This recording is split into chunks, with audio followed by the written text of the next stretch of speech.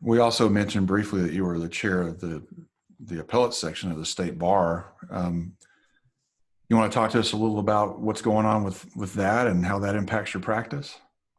Sure. Well, both of you have labored in the trenches of the State Bar Appellate Section for many years together. Um, I can't remember exactly what years y'all got involved. I think I got involved in 2008 when the chair at the time, Daryl Moore, now Judge Daryl Moore, more or less volunteered me to help the section conduct a survey of the appellate judiciary to ask them about their preferences, likes, dislikes, that sort of thing, with Scott Rothenberg and Joanne Story. And essentially, they provided the wisdom behind the survey, and I was the IT guy who knew how to do an online survey. And we did that survey. The first time was published in 2010, the second time in 2015, and the third version of the survey is coming out this year. And ever since then, for the last 12 years, I've served in a number of roles and had a chance to work with both of you, among other people. Mm-hmm. It's just a wonderful group. I love the State Bar Appellate Section. We've got we've moved into large section territory. We have more than 2,000 members. Really, I would not have thought it was that big. Yeah, 2,000 members, 26 active committees, and a roster of about 75 appellate lawyers and judges who are at any given time actively involved, either as an officer, a council member, or doing work on one of those committees. So it's a big effort, and a lot of really smart, really good people doing a lot of good work all around the state. Since we're talking about the State Bar Section, I'm going to go ahead and put a plug in for the Appellate Advocate. I'm one of the co-managing editors. It's a great publication, and it's a benefit that you get if you join the State Bar Appellate Section. For how much is it a year? It's not that much.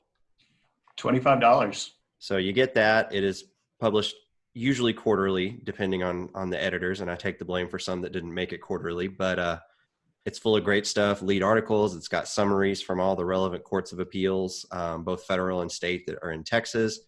Got all kinds of awesome features and really good stuff in there. And then there's some other benefits. I don't want to put you on the spot, but I know I saw an ad the other day about the forms that are available on the section website. I know that there's free online CLE and some other stuff that you get for the low cost of only $25 a year. So many benefits. Todd, you were an advocate editor as well, right? I was. In fact, I was the last editor of the non-digital version.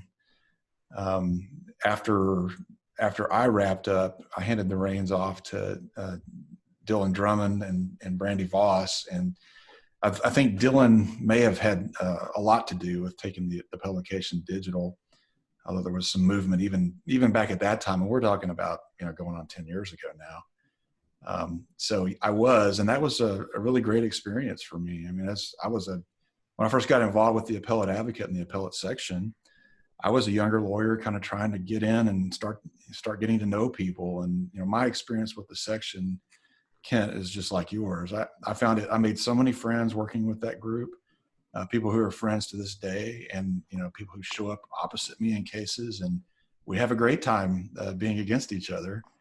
And I've not been involved in the section for quite a while, and I really miss it because there's a lot of camaraderie that comes out of that group, and a lot of important work. Yeah, and I'm really happy to hear you say that. That I really feel that the bar work I've done with the appellate section, I think it's made me a better appellate lawyer. I know it's absolutely made me a happier appellate lawyer, just being plugged into a community of people who have the same interests, the same somewhat nerdy tendencies that I do, and just an awesome group of people. And the benefits, I like to point out to people that membership is $25 a year. one of the benefits that you get is $50 off of the advanced appellate course. So sort of like when oil went below $0 a barrel, that's sort of where the appellate section is. That it's almost like we pay you to join. But the benefits, awesome. Of course, advanced appellate, which we help plan. There's the Appellate Advocate, which is a really important journal for appellate practitioners to keep up with in Texas. Members can access free online CLE, which is even more important these days than ever to meet your CLE requirements. And this is top-notch CLE. The offerings include currently presentations by several of the justices on the Texas Supreme Court. I believe we have Chief Justice Hecht, Justice Busby, and Justice Blacklock are all presenters of some of our current online CLE offerings. When you watch them, then you can you can report it for MCLE credit. A number of the offerings qualify for ethics credit as well, so that's a big one. We also host various social events with courts of appeals. We've done them with most of the courts of appeals around the state. And so it's a good opportunity for practitioners to get to know their appellate judges in a less terrifying setting than oral argument. And the list really goes on and on. And so many opportunities to do good work. The section, a lot of people don't know that the section essentially operates the pro bono programs for a number of the courts of appeals around the state. I'm really proud of the work that we've been doing on diversity, that the appellate bar in Texas has a huge challenge when it comes to diversity.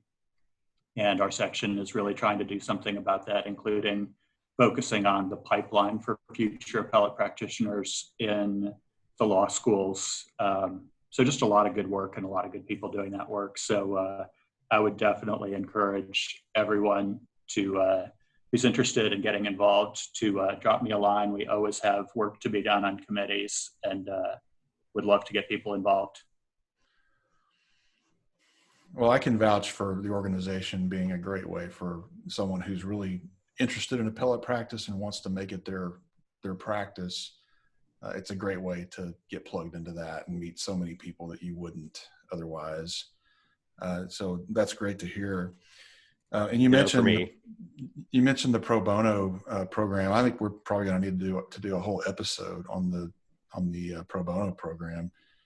So we'll probably wind up doing that because it's definitely worth spending some time, exploring in depth as far as how that works and the benefits that it brings to young lawyers who are trying to get oral argument experience, for example.